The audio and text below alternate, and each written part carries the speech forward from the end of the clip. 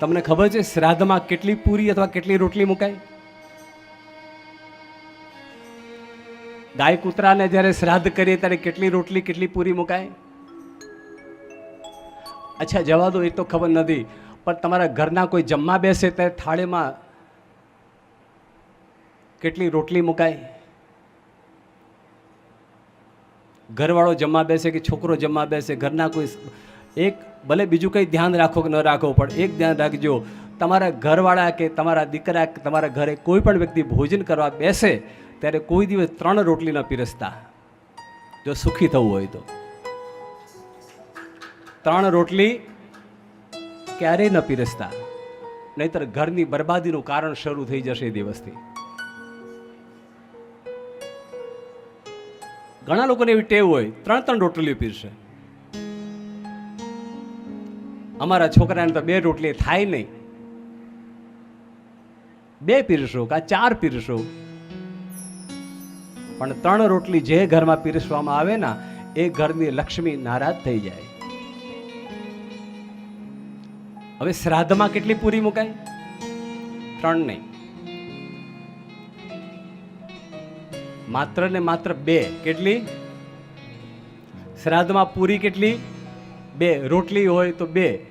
જે કંઈ સાધન તમે મૂકો એ 2. એક બેને સરસ મને પૂછ્યું, મને કે બાપુ આ 2 નો રિવાજ કેમ? 2 પૂરી મુકાય, ઉપર શાક કે પછી ખીર જે બનાવ્યું હોય એ વગેરે વગેરે મુકાય. એક વાત ધ્યાન રાખીએ, શ્રાદ્ધ પક્ષની અંદર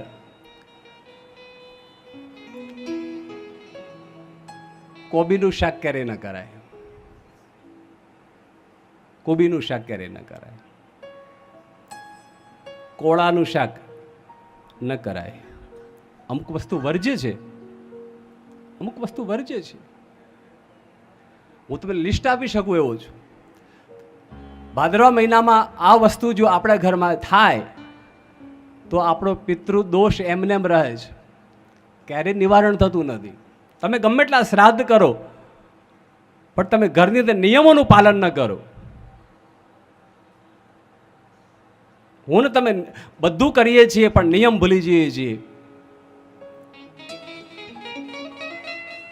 અમુક પ્રકારના શાક ન થાય,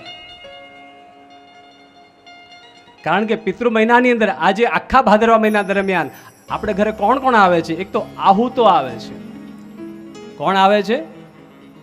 આહુતો આવે છે, પિતૃઓ આવે છે, અને પ્રેત યોનિમાં